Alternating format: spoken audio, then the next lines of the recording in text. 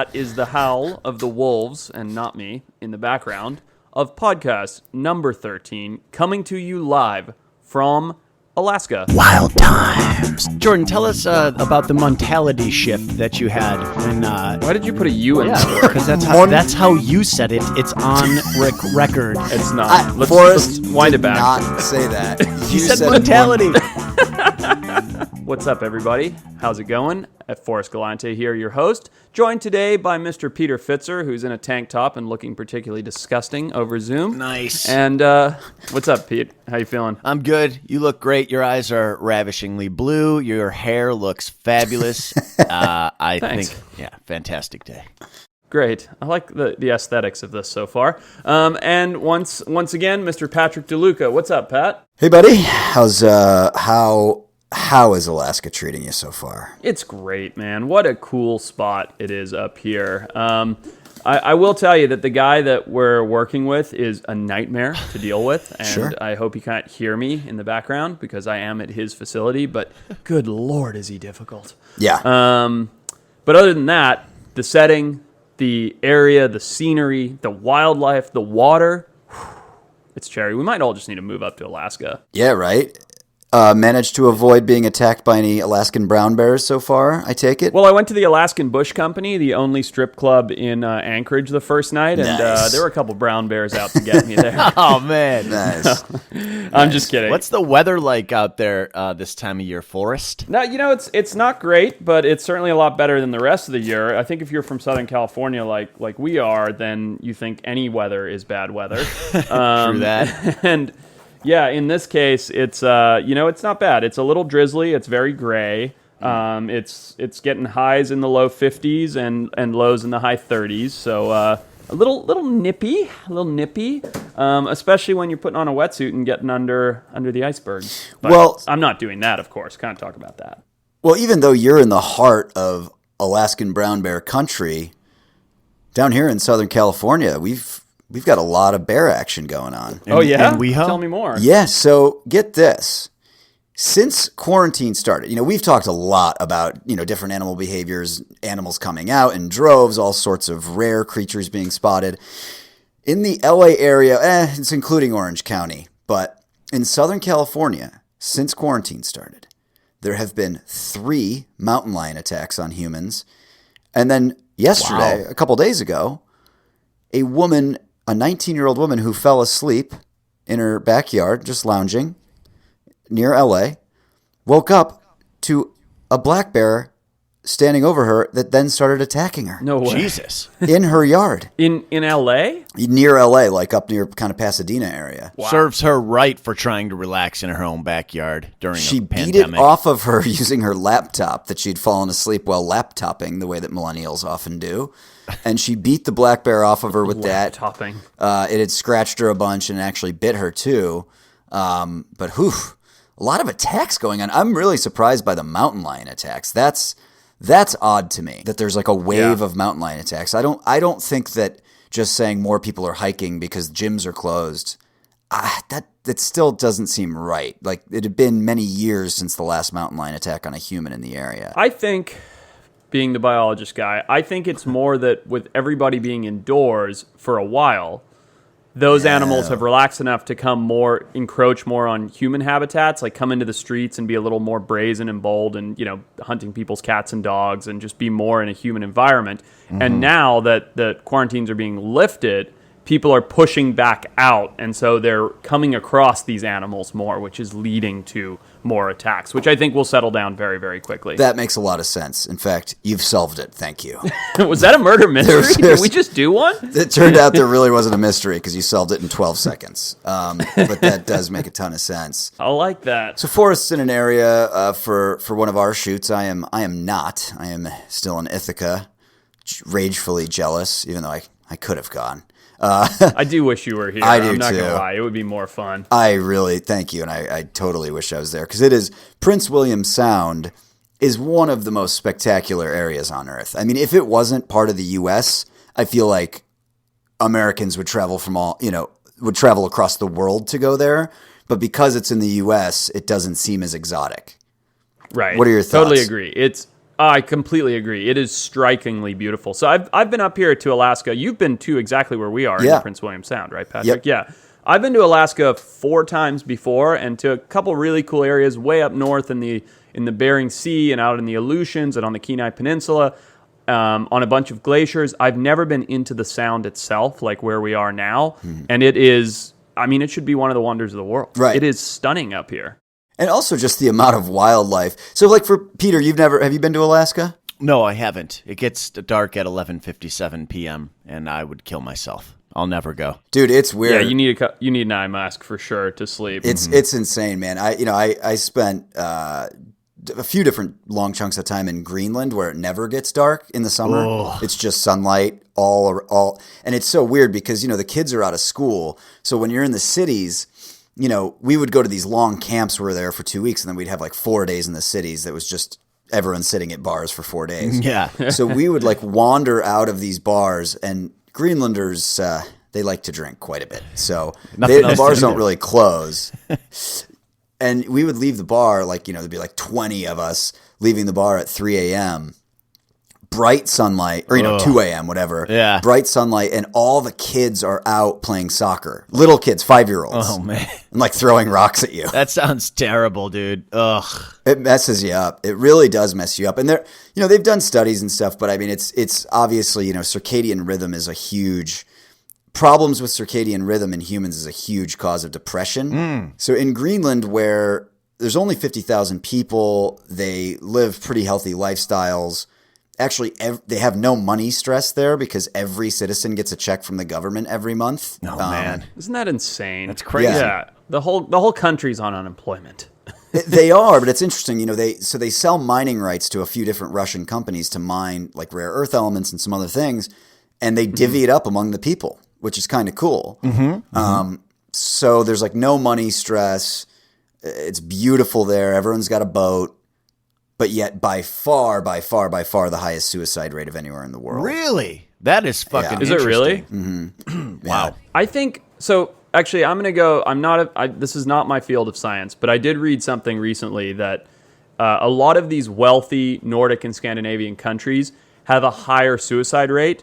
And what I find really interesting is they're also considered, there's no poverty, there's no problems in any of these countries. Like, they're not facing riots like we are, and the pandemics hit them very mildly, and they don't have all these social injustice issues and all the things that we have all the time. Incredible so why are they? healthcare. Yeah. So why are all these rich people in these like paradises of human civilization so depressed and killing themselves? And so I did a little Googling on this once a couple years ago just because I found it interesting. And the most commonly accepted theory was their lack of vitamin D from the sunshine actually affected their chemical balance of their brains, which gave them more depression. That, in combination with the fact that when you have nothing to worry about, that's like tangible and real, Right. you kind of go into a depression. There's like nothing to strive for, right? Sure. Like everything's perfect. Society's perfect. There's no crime. There's no problems. There's no pollution. Like the world's great. So you go into like an internal depression trying to create your own problems. And when you combine those two factors, the lack of sunshine and vitamin D and this like, I live in such a nice society that nothing's wrong, so everything's wrong. That's what leads to these high suicide rates, which I found really interesting. It's like a snotty 16-year-old in Beverly Hills who lives in a mansion and gets a Range Rover on their birthday, but yet they're constantly moping. Totally, 100% agree. I'll say just since it started getting nice out in LA and the pools open and shit and the beaches, because we were in the pandemic, like not going out, not doing anything. It was still gray out, cloudy. I've been out every day for the past couple weeks, and the vitamin D thing, the sun thing, you can feel it. I mean, I felt it just recently, just to illustrate your point. Well, and the circadian rhythm thing, I do think comes into it. I mean, the Scandinavian countries are pretty far north. They do have big swings in the amount of daylight. So in the winter, that's barely daylight, and then in the summer, it's fucking light until midnight. Now, I saw it referenced in a study where they're trying to figure out why so many commercial airline pilots commit suicide. Right. They make a very high wage. Total number of hours isn't super high. I would imagine it's a high stress job, but because of the way that they schedule pilots' flights, their sleep gets fucked up, and it's almost impossible for commercial airline pilots to have consistent sleep schedules. How do you survive then, Pat? Because we know you don't sleep. You never sleep. That's true. And I'm sun, very happy, sun, actually. But it's true, you are. But the sun is the same. Right. Right? I mean, isn't that a big part That's of it? true, We're yeah. talking about, natural light cycles. And I mean, shit, like Patrick, you and I have done it. When you go on one of these trips and you fly for 40 hours and then you get off and like you left in the middle of the night and you arrive in the middle of the night or the middle of the day, whatever it is, and it's all fucked up and you want to be well, you're a fucking freak when it comes to sleep. Sure. But for me, when I want to be awake all night during the day and it's just like everything's messed up, I'm not a depressing person. Like don't think I've ever felt depression, but I totally get drained and miserable. And like, it's just like life's not good when you're fighting that constant jet lag feel. It does take terrible. a couple days to like feel the joy of. It's funny because like I feel like we do that a lot. You know, we've traveled to some really remote places. A lot of times it's like 4 flights with big layovers, and when you finally get to where you're going, you've barely slept. And you're like, all right, let's just like get a couple beers and pass the fuck out. Even like the beers don't taste good. Totally, totally true. Yeah, so I saw something in the news that was super interesting because I've been at the beach a lot and I've been seeing a lot of dolphins at the beach like every day. They're just hanging out near the shore-ish, and you can see them. And you can see them because they come up out of the water with their fin and then they go back down in. And you're like, whoa, dolphins. And then you can kind of track them and follow them around. But there was some... I think you just did a haiku, by the way. I wouldn't know anything about that. Yeah, me neither. But there's some drone footage released of these finless porpoises that apparently are very hard to spot because they don't have the fin, Forrest. What's up with these things? So wait, they don't have a this dorsal fin? That's correct. Right. Whoa. Yeah. No, they're a fascinating animal, the Finless porpoise. They occur in a couple different areas in the Indo-Pacific, but around Hong Kong where this footage was filmed, and I'm always one thing I'm always keeping an eye on is footage of new animals filmed with drones because it's such a bread and butter for everything that we do. And Finless porpoises are an incredible creature. What they have on their back is their back is shaped and streamlined in a way that, you would maybe carve something to be aquadynamic so that they don't actually have to have that dorsal fin. They just have this very weird ridging that kind of flares out and down the way a submarine is shaped on their back. And they're a very rare animal. One of the reasons is being in the Indo-Pacific and occurring in areas like Hong Kong where there's a lot of pollution and typically a lot of marine mammal hunting. There's just not a lot of them around. So to get this remarkable footage of these finless porpoises, swimming in near Hong Kong too, which I think is fantastic, is amazing. And I think once again, it adds like a couple elements, right? One is the use of this technology in this new field. And I love, the whole like kind of MacGyvering technology and repurposing it for wildlife science. And the other is the fact that, in some fields, not all, in fact, very, very few, it's the minority, not the majority, we're doing a good job with conservation. And like I don't know the full recovery story of the Finless porpoise, but it looks like a little bit of recovery is taking place, and that's great. Oh, any idea why they would have evolved to not have a dorsal fin? Any speculation? I think, and I'd have to double check this, and given my very limited internet up here in Alaska, I don't have this for sure, but I know that, it's let's talk turtles for a second here. In the turtle world, you have hard-shelled turtle and soft-shelled turtle, right? Now, why would a turtle, the thing known for having a hard shell, evolve to be soft, right? It had to sacrifice that for something. And I think what the commonly accepted theory with them is soft-shell turtles came about because they're so fast, they're the fastest turtles of the freshwater turtles, that they had to shed that weight of the hard shell. So now their defense is not walking around in a heavy suit of armor, but rather being the cheetah of the turtle world and zipping away from the predators at lightning speed. And I believe the same is the case with the finless porpoise, where they're actually a faster porpoise for not having that dorsal fin, and it allows them to be quicker in short bursts, which is, an evolutionary adaptation for that animal. The dorsal fin's a steering mechanism, right? It helps them be more agile and make sharper turns. Correct. So these guys are just like, fuck it, I'm going to be all over the place, but I'm going quick. Pretty much. Wiggling and wobbling there's everywhere. some truth to that. Yeah. Yeah, and I think in a straight line, they're probably, I don't know this for sure, like I said, but my guess would be based on their anatomy, in a straight line, I bet they're faster than any other porpoises, losing the drag of that additional fin. Mm-hmm. In the video, they're described as a small bathtub-sized creature. I think it's funny that somebody decided to describe them as bathtub-sized in the actual. It's nothing. That's nothing. It's Bathtubs crazy. are They wildly vary in different size. sized. Yeah. Whose bathtub? It's a bathtub size. Like Donald Trump's bathtub, it's probably the Right. size of a swimming pool. It'd be like if you saw a rodent and you're like, how big was the rodent? And you're like, oh, the size of a Wi-Fi router. It's like, wait, what? That doesn't help me. All right, so guys, I have a guest for us this week. Ooh. Who is it? I was sipping my Yingling and Yeah. I almost choked. I was so surprised. It's that exciting. What, that so Forrest excited. actually did some preparation for once? And by preparation, you mean sent a text exactly 15 minutes before the podcast started. What do we got? Yes. So we got my buddy Jordan Mayshock, a longtime friend, but more notable than he is a friend, he is an excellent spear fisherman. In fact, I would say he's the only person, probably in the world, that's ever shot a yellowtail bigger than mine on the California Channel Islands. We've traveled to like 12 different countries together, speared fish all over. Jordan's got an interesting story because he used to be a big game hunter and then switched into sustainability. So someone who is more about harvesting food and like not caring about trophies and more about getting fish to eat and meat to eat. And it's a cool dude. So let's ring him up. No need to ring. This isn't 2001, mate. He's on. This is quite the intro for Jordan. So I've never met Jordan before, but I'm looking at him, and you just introduced him as a world-class big game hunter turned spear fisherman and sustainable food guy. I'm looking at a nerd. I'm looking at Donald Trump Jr.'s doppelganger right here. Dude, that's the worst insult I've had in years, actually. I don't know if I want to stay on the show after that. Very handsome. Jordan, welcome to our podcast. This is how you are treated when joining us in our conversations. If I'm getting shoved in the pool, I'm dragging you in with me. Get ready.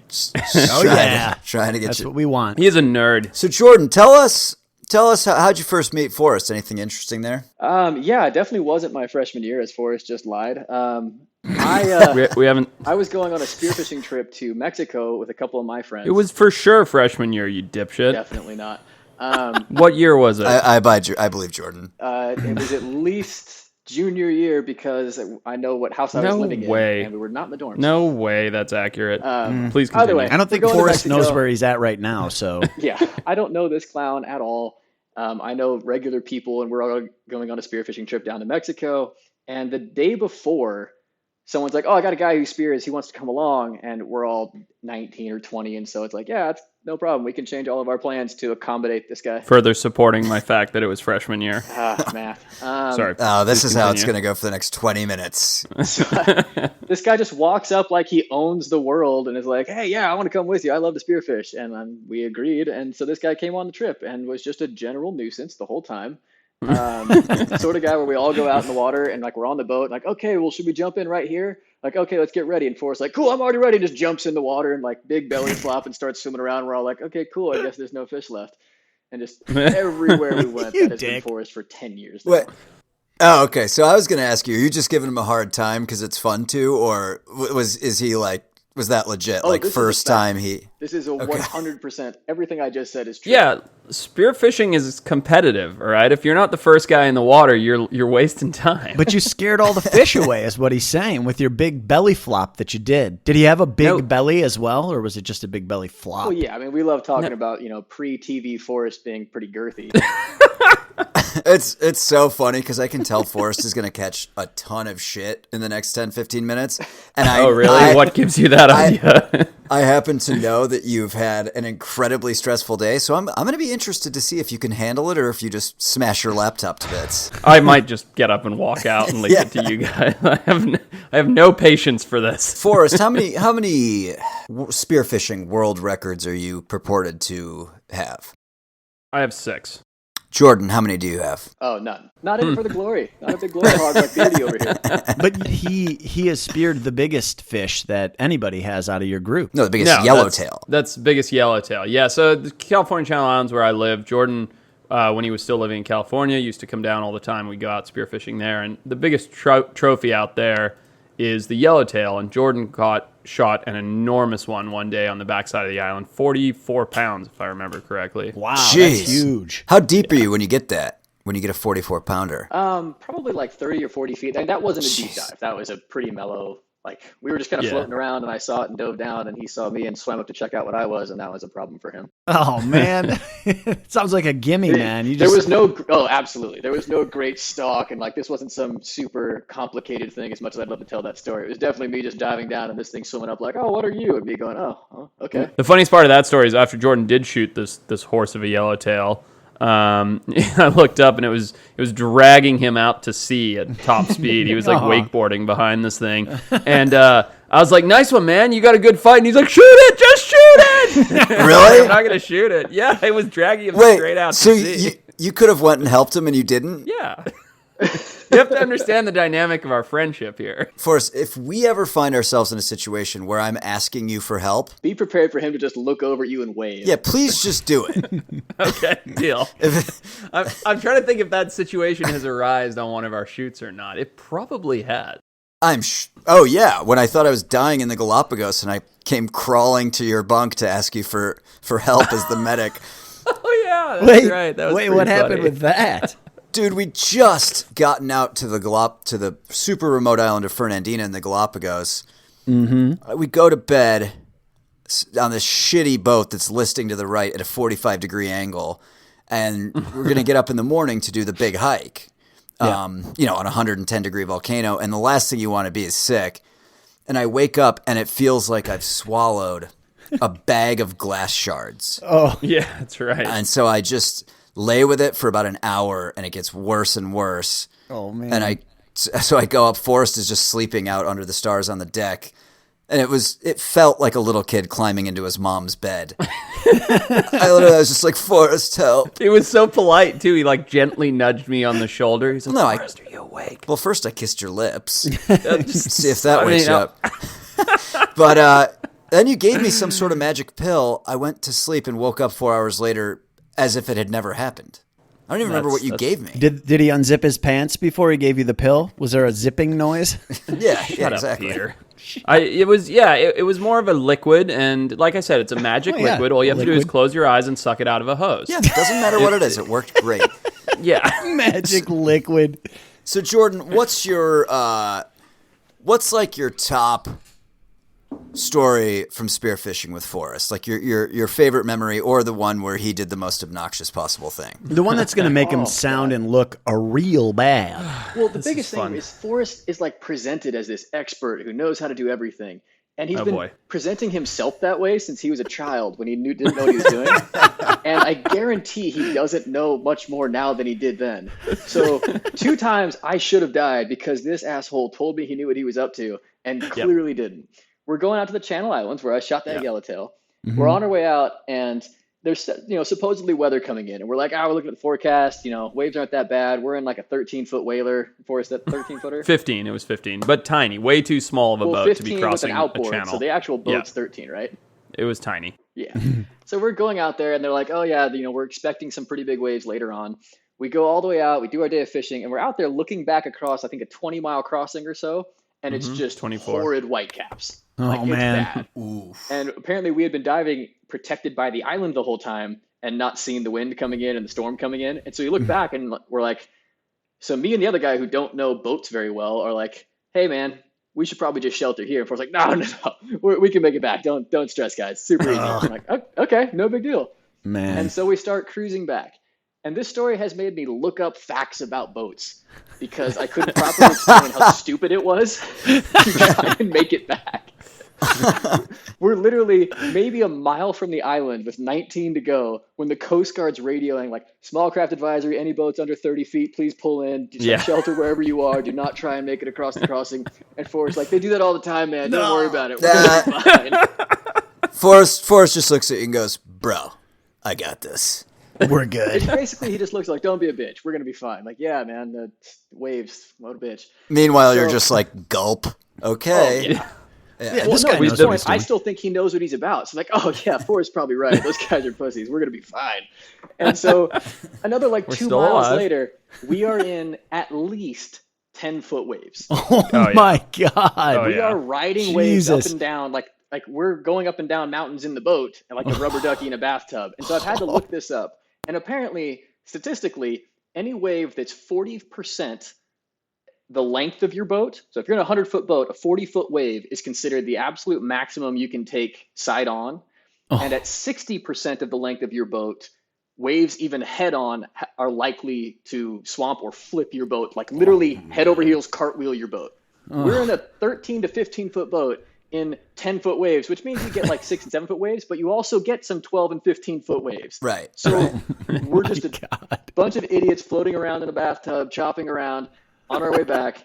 The best part, actually, his other buddy, Tommy, who knows much less about boats than even I did, is in the very front, the worst place you can be on a choppy boat, gripping both railings for dear life. Like he's in the absolute point in the bow of the boat, looking over his shoulder with this giant shit-eating grin, like this is the most exciting thing he's ever seen. And Forrest and I are in the back, and at this point, Forrest is admitting privately, oh my God, we might have to swim it back.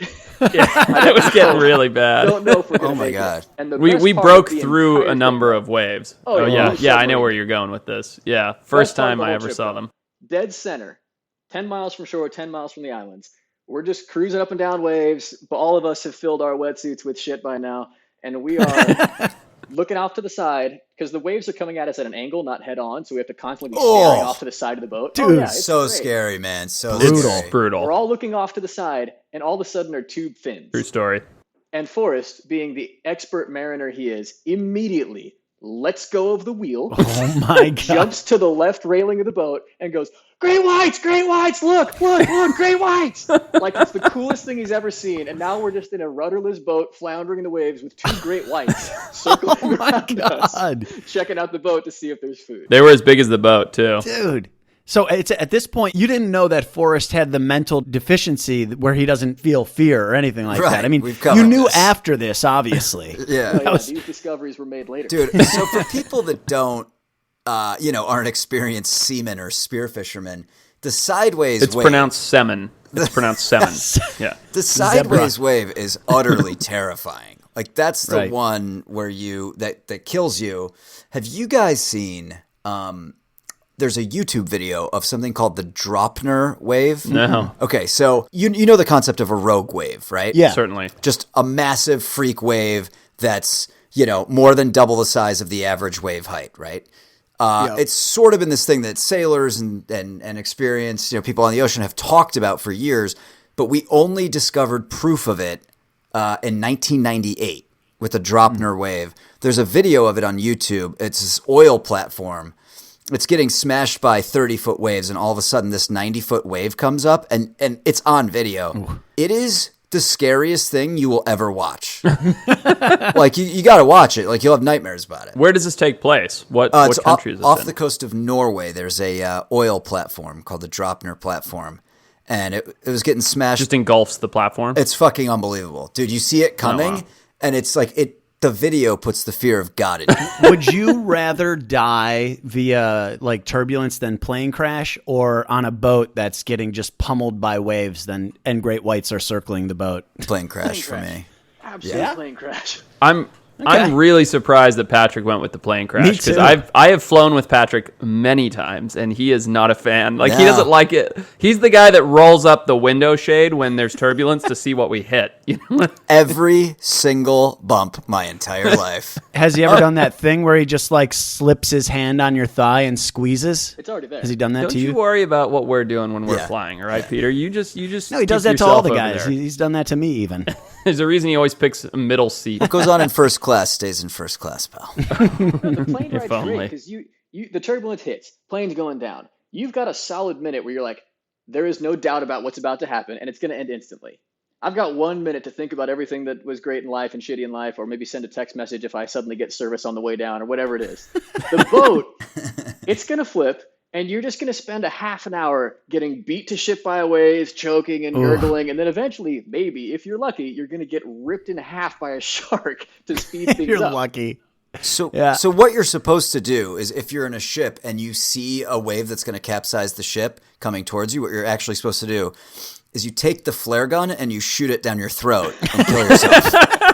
That's the protocol. Excellent. That's what Tommy and I were fighting for while Forrest was on the railing looking at sharks. Yeah, arm wrestling over the flare gun. So the thing I'd like to get into with Jordan today, other than just make fun of my stupidity, is easy. Jordan grew up in a hunting family. He used to take hunting trips to Africa, and now he still hunts, and as do I. We both spearfish together for meat and not for trophies. And Jordan has switched from this big game hunting mentality to someone who is all about sustainability. He buys sustainably for the meats that he eats. He shops sustainably for vegetables and groceries, and then he goes out and harvests his own fish for protein, which is of course the most sustainable way of doing it, spearfishing with zero bycatch. So I'd like to just jump into that for a second as the biologist nerd of the group, and Jordan's an honorary broologist today. Yeah, I just think great calf muscles, by the way. He just stood up to get himself some more whiskey. He's got great calves. Jordan, tell us about the mentality shift that you had when. Why did you put a U in that word? Because that's how you said it. It's on record. It's not. Forrest let's wind it back. Did not say that. He said mentality. Mentality. So my question for you, Jordan, for our listeners is, what made you switch from big game hunting? There I said gain, so there you won that one, Peter.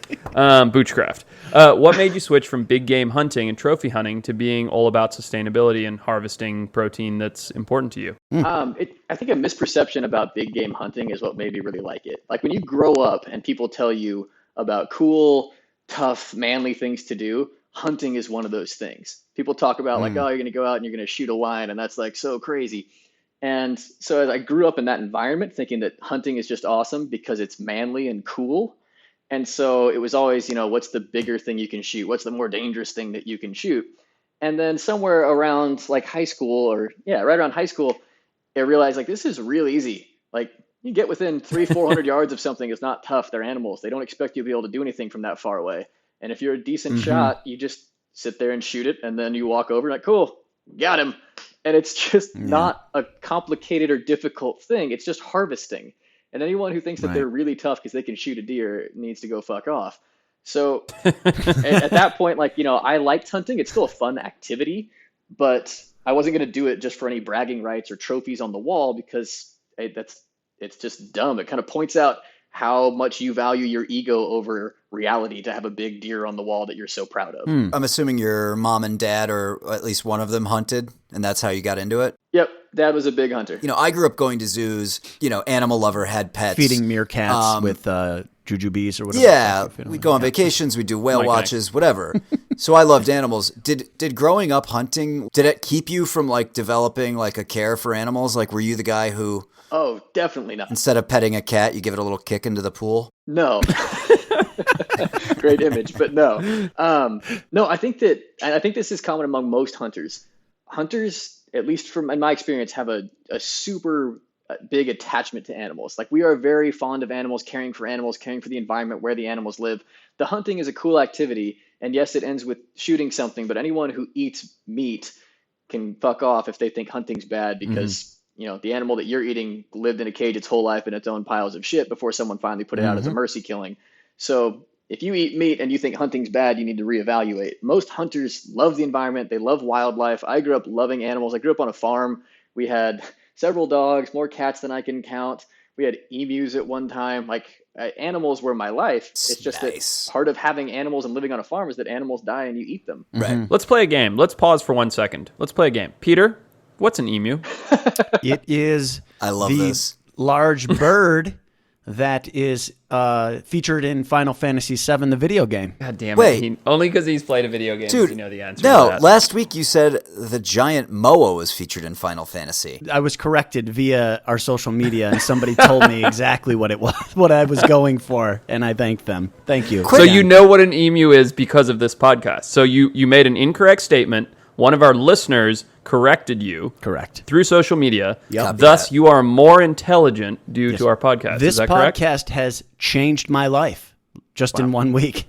So, Wow. quick emu side leg. There was a kid named Jason Davis, my senior year in high school, and he wore this brown, like I don't know what it was. It was this brown furry vest, and we called it the emu.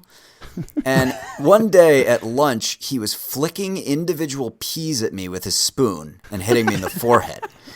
And I told him that if he flicked one more pea, I was going to hack a loogie on his emu. And he did. And I did. And he punched me the hardest I've ever been punched in the kidney. And I thought I was going to die because I spit on the emu. I love hearing any story where you get punched. They're always That's a good story. fantastic. Man, that was a rough kidney shot. So, Jordan, do you brutal. still hunt as part of your sustainable food sourcing or no? Yeah, I don't do it anywhere near as much as I used to because hunting is less fun to me than spearfishing.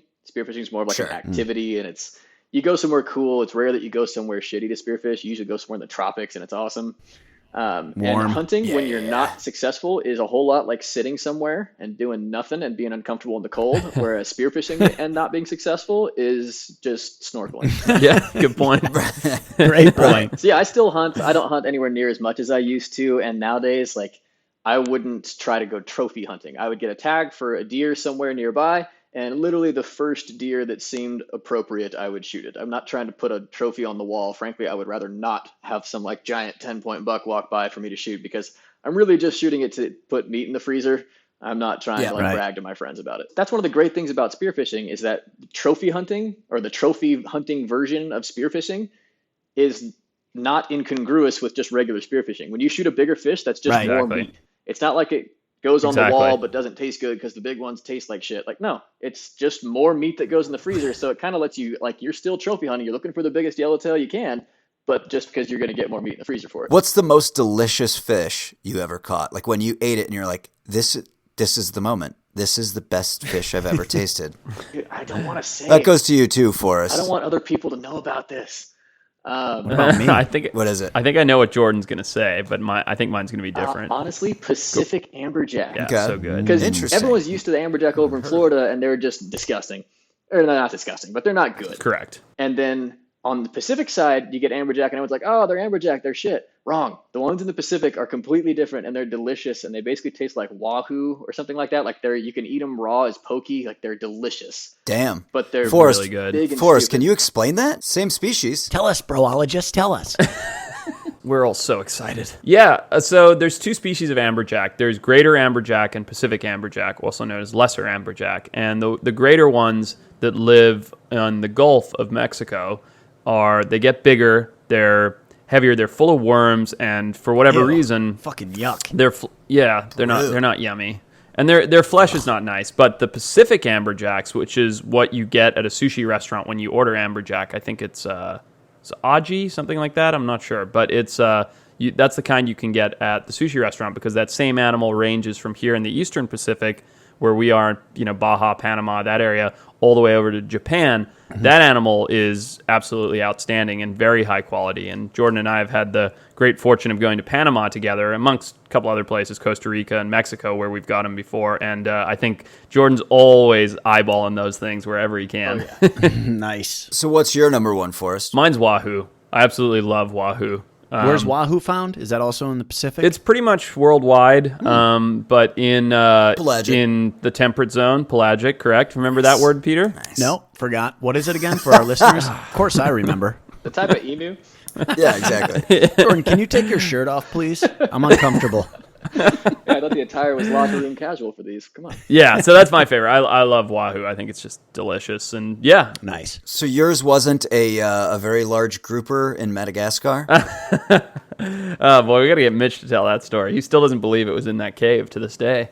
No, that was great. So we were on a shoot in Madagascar, an Extinct or Alive shoot, and we had, I wouldn't say an off day because we've literally never had an off day, but maybe an off 3 hours. And decided to hop in the water with my pole spear to try and feed the crew. And sure enough, this massive Malabar grouper went darting into a cave. And Mitch was with me and filming like he always does, that fucking nerd. Yeah. And he's just following me around with a camera. And I go up, I'm Mitch, there's a big grouper in this cave. And he's like, let me go see. And he dives down. And Mitch is not the best waterman. He's not terrible, but he's not the best. Yeah. and comes back and says, "There's nothing in that cave." Long story short, we go down and look in the cave, and I see it, and I let the spear fly, and the spear just goes shooting dark into the cave, and then still, and I come up, and Mitch is like, "There's nothing in there," and then all of a sudden the spear just starts to vibrate, and then zips back into the cave and disappears.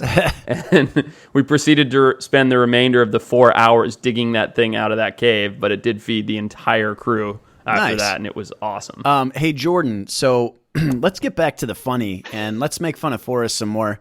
What if you could try and make him like turn red right now in embarrassment? What story would you tell about him after knowing him for all these years? Oh boy. For all of Forrest's like being a big tough guy and having a giant beard to hide his chinlessness and like all that, he Chinlessness. cannot hold his alcohol at all. Like he will sit there and be like, "Oh man, what is it?" Retep said this, like he'll have one White Claw and be like, "Dude, I had like 6 White Claws, I'm ripped." I did say that pre-recording.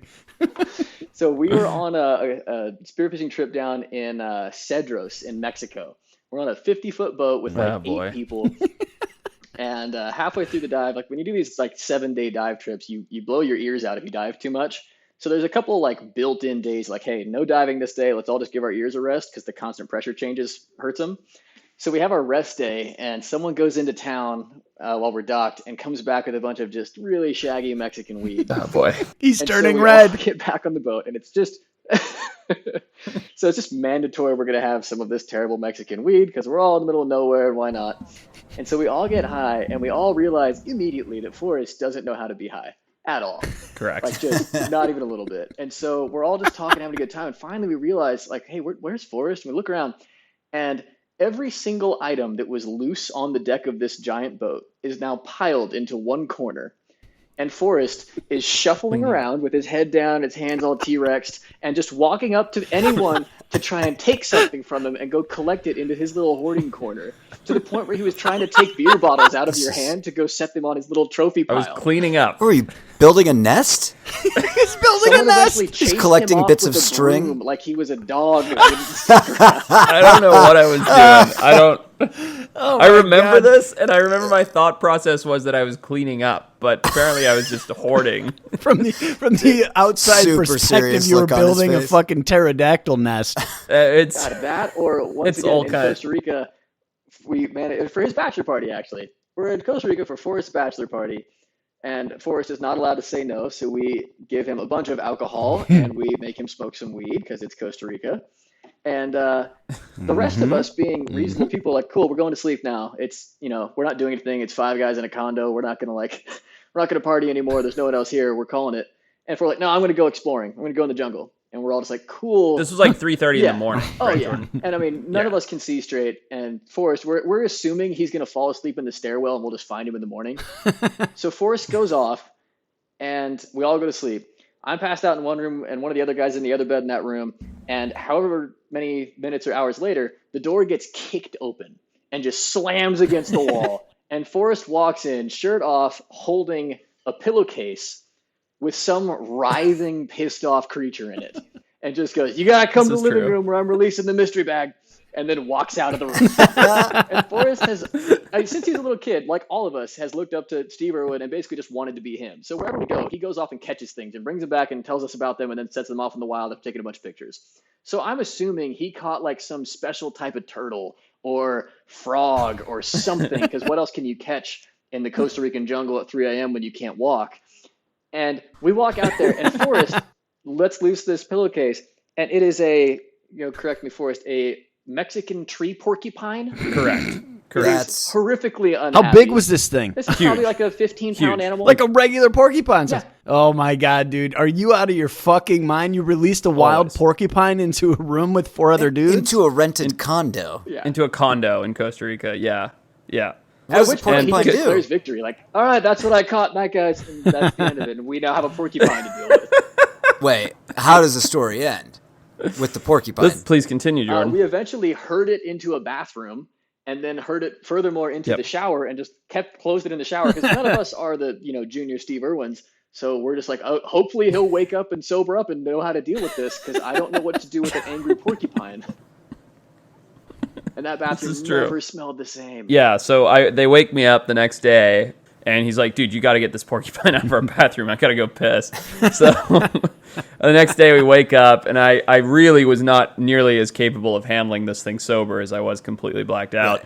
And bag up this porcupine back into the pillowcase. And keep in mind, the part of the story that you missed is I actually took, and this part I shouldn't admit, a golf cart from our condo and caught this thing crossing a freeway. So I, in my mind, thought I was doing it a service by bringing it back, because it was on the freeway. The part of that doesn't add up is why I was on a freeway hammered at 3 a.m. in a golf cart. But No, that makes perfect sense. no, true actually. story. To But recap, that makes perfect sense. yeah, so the next day we get it out of the bathroom and take it off because we were in like a hotel. We took it out into the jungle and released it, and it was fine. It was a little shook up. It was definitely better than it had been mowed down on the freeway. I'm sure it wasn't expecting a guy to run it down in a golf cart and bring it back to a condo.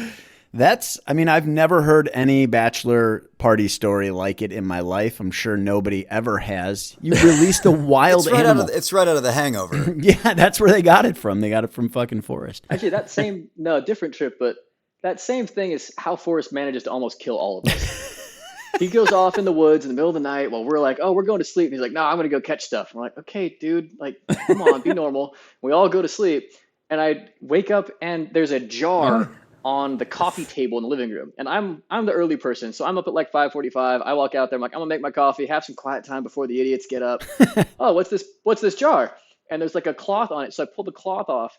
And some rattlesnake just smashes the glass. Fucking trying kidding to me? Wasn't it in the fridge? Yeah. What Jordan, the had fuck? I put it in the fridge? No, it was Okay. on the coffee table. It That's ended right. up in the fridge That's because right. we had to release That's it. right. We were scared of it because we are in Dude. rural-ass Mexico. There is no hospital anywhere nearby. If it bites us, we are dead. And Forrest somehow, in the middle of the night, caught it, put it in a jar, and left it on the table like a big mason jar. Can you explain, So- Forrest, why putting it in the fridge would I be can. helpful? Yes, so I remember all this. Jordan was not very pleased when I woke up after that. Oh, I'm finishing this story, too. Oh, all right. Wait, continue. Oh, no, you can explain why we put it in the fridge, but when it came out, it tried to murder me. I just don't want people to think you were putting a snake in the fridge to be mean. You don't need a broologist to tell you that a snake is cold-blooded and it will slow its metabolism down so it There's doesn't no move. way Even you knew I know this. that. There is no way. Of course Yeah, I he knew just that. he just and I'm Googled the, it. That was He just quick Googled it. Googling, Retep. There's no Googling. I want to hear the rest of this fucking story because this bachelor party is bonkers. Okay, please continue. He's not wrong. So then we're going to release it because every time we catch something silly like this, it goes back into the wild. And so Forrest's like, well, if we're going to release it somewhere, let's put it in a cooler. The whole jar is going in a cooler with some ice. And we're going to presumably cool this snake down so that it's a little bit more calm because it literally spent the whole morning fully poised to strike, rattling and smacking the glass if we were anywhere near it. So we're like, we don't want it to hurt its fangs, so we all just stay out of the living room because of his fucking snake. We finally put it in the cooler with some ice to calm it down and drive it off to let it loose. And so we drive off in the middle of the desert, and we finally open up the cooler, and the jar had opened. And Oh my Mr. God. Snake is floating around in ice water. Aw. Not good for cold-blooded animals. Right. So we grab it, take it out, set it down on the 110-degree sand in the middle of the desert, and we're looking at it. We're just watching this limp snake. Like, good God, did we accidentally just kill this thing? And slowly it starts coming back to life. Like, yes. He's Once again, this was a rescue, to be clear. This was inside of Jordan's family's. They have a development down there, and the snake was in the development. So it starts coming back to life. And Forrest, being the excited guy he is for wildlife, is like, I'm going to take some really cool photos of it because we got this snake and he's really docile right now because he's half frozen. I'm going to take some cool photos. So he sets it on the ground, starts propping up photos, and then he's like, hey, Jordan, I need you to get its attention. I want it to be looking at the camera. So he draws a line in the sand and says, don't cross this line because it can't strike any farther than that. So stay on this side of the line, but wave your hand at it, get its attention, smack the ground. Okay. And this is right after college. So I'm 22. I don't know shit about snakes at this point. And so I start waving You still at think it. Forrest's an expert? Exactly. I am He an still expert. claims to be an expert and says, no, you're good. It can't strike this far. So I start waving my hands in front of it. And it gets pretty pissed, and it's starting to get back to its usual, coffee table, I'm going to eat you self. And I swing my hand, and it strikes, and it comes over the top of my hand, 6 inches past where the edge of my pinky is, and lays across my the back of my hand, which I immediately rip out from under it, oh my God. And Forrest just looks at me with no apologies, no nothing, and just draws a new line 8 inches farther, goes, okay, that line now. It was no big deal. Although you definitely almost died because I don't know how far this snake can strike. Oh my God. Well, with that said, we should probably wrap this up because Forrest obviously tried to kill you several times, is not an expert. We've learned much about him from Jordan, and I appreciate all of it because it gives me a lot of fodder to make fun of his big, stupid head. What is it with you and my big head lately? It's really giant. ridiculous. I'm gonna What beat the you fuck up. are you talking about, tiny head?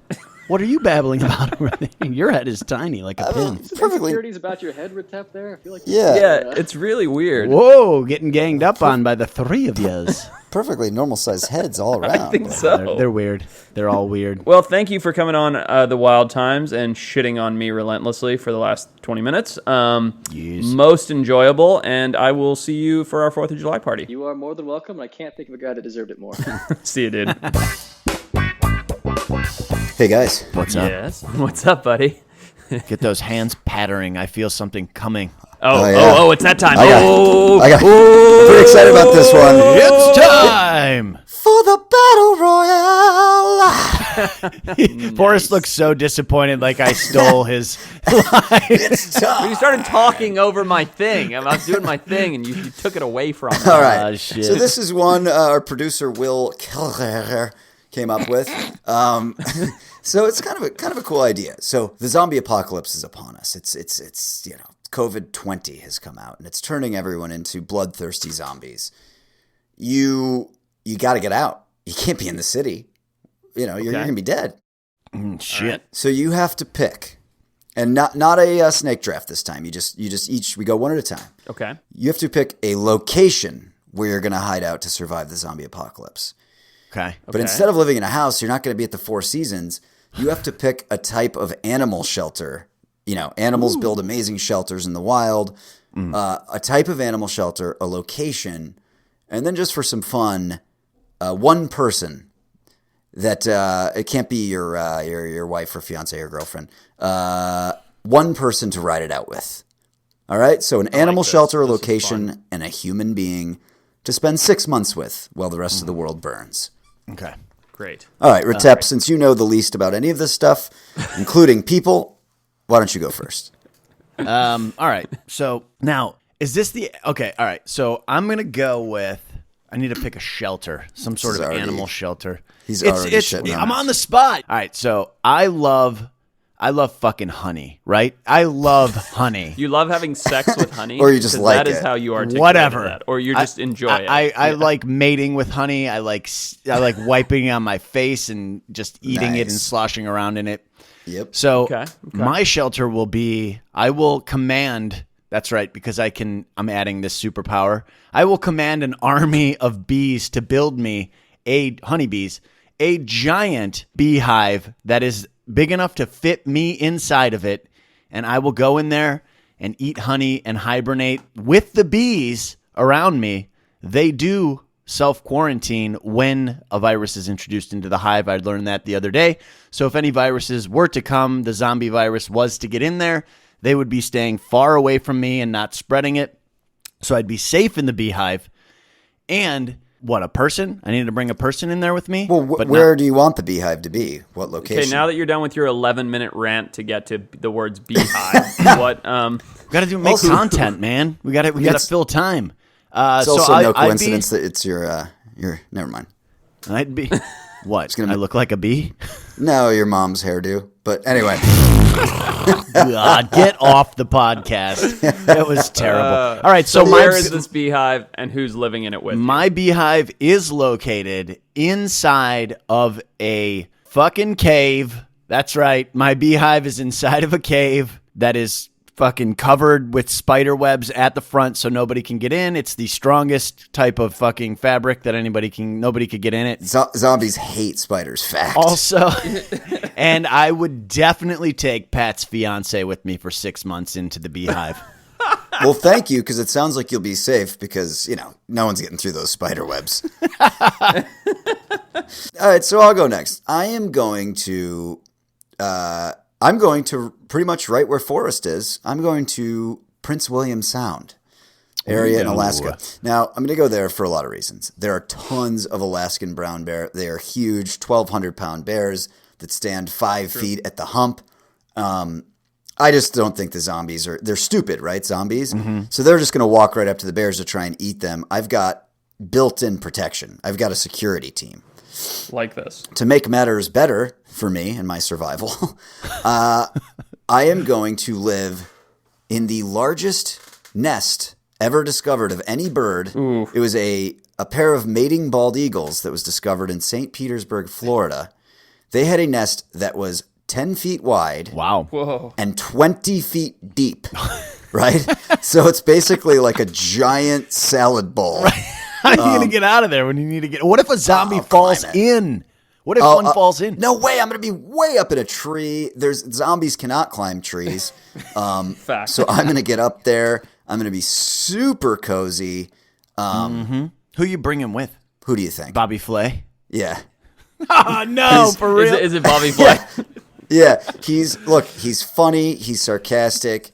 I feel like, I'll collect a bunch of grub worms and various things for him, and he will make us a stir fry like you wouldn't believe. There you go. To recap, Peters has like 14 different elements to it. That's right. But ultimately, it's a beehive with spider webs, Pat's fiance, and it's in a cave, but we don't know what country or location. Correct. Yeah. All right. Yeah, Got it. That's part of my protection plan. Got Yeah. it. Okay. You don't even know where it is. Yeah. And Patrick, you've got a bald eagle nest. A nest? Huge. In the Huge. Prince William Sound. Huge. Yep. And you guys are frying up bald eagle omelets with Bobby Flay on the reg. Exactly. No pun intended. Got Okay. it. Right. Yep. Nice. Exactly. Nice. So I am going to go to Palau, Micronesia, which is probably my favorite place I've ever been. Tiny island nation where all zombies would have to swim to, or if they happen to occur there, I would fight them because it is a small island and there could only be so many of them. And in Palau, there is incredible waterfalls, fresh water, tons of food and fish to hunt and eat and cool things. And I would live on this tiny island, tropical island nation, castaway style, in another nest. And I think this is far enough that it plays. It's the nest of the Baya weaver bird, which is this crazy funneling kind of woven construction that has this big soft-looking hammock part to it that I could sleep in. And let's see, in my weaver bird nest in Palau, Micronesia, I would have with me... By the way, I'm looking at the Bio Weaver bird nest. It looks like something that a bunch of hipsters would sell on Etsy to hang up in your kitchen. It's beautiful. It really does. Yeah, and so comfortable looking. It's cozy as shit. Good for you. Thank you. I am going to enjoy the zombie apocalypse side by side with none other than the one and only. Damn it! I still haven't figured out who I'm going to pick. Do you want Bobby Flay? Because I'm thinking about trading him. Can I trade there's him? no No, trading. you keep Bobby. Yeah. I always go really practical, but in this case, I'm thinking entertainment value. So I want someone who's just going to keep me yucking it up, and I think that person. Nope. You're weird. I think it'd be Adam Sandler. I just feel like he would make me laugh the whole time. Like he could just do his Jack and Jill shit, and one day he's a guy, the next day he's a girl. He'd be funny. He might be a little depressive sometimes, but overall, he's just gonna lighten the mood. Fucking terrible. That's awful. What I are feel you like talking It's not about? because What are you going to put a quarter in him like as a jukebox? And he's just like, Yes. you don't think he's going to be grim gonna at all, try. fucking laying in a no, weaver I nest think he's with gonna you? be great. And when we get done with Zombie Apocalypse, I'm going to be famous because he's going to make a straight-to-Netflix movie about our survival of living in a weaver bird nest on an island in Micronesia. That's a fact. Totally done. That's Yeah, true. I feel like he would be pretty fun. Like you'd just be like, look, I know we're hungry and we're getting roasted by the sun, but Adam, let's hang in there. And he'd just be like, shabadoo. Wow. I don't know. You know who's going to be real fun though is Pat's fiance in my beehive. If you know what I mean. You're a bad He person. is a cretin. You're not a nice person. What? Yeah. What do you mean? What are you talking about? I just meant we're going to fucking be eating honey and sleeping on honey pillows and playing with the bees and shit. It's going to be fantastic.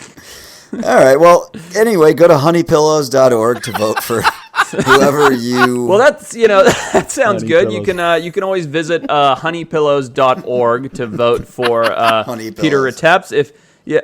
If you'd like to vote for anybody else's, check us out on iTunes. Let us know whose Battle Royale is the best. If you'd like to live in Peter's Hive Cave, Yep. Patrick's Eagle Nest with Bobby Flay, or hang out with me the very funny Adam Sandler in a weaver bird nest in Micronesia. Let us know. Do it on iTunes. Do it on our social media at the Wild Times Pod. Hit us up. Guys, I got a jet. I'm going to go back out to doing what I do here in Alaska, chasing some animals around under the ice, getting cold. It's been nice to warm up and have a few yucks with you lot. And this is the Wild Times. Yeah. Real quick before you go, also on YouTube now where you can comment and interact with the videos that are being posted of each podcast. So go there too. People are happy about that, loving the fact that they can engage there. It's fun.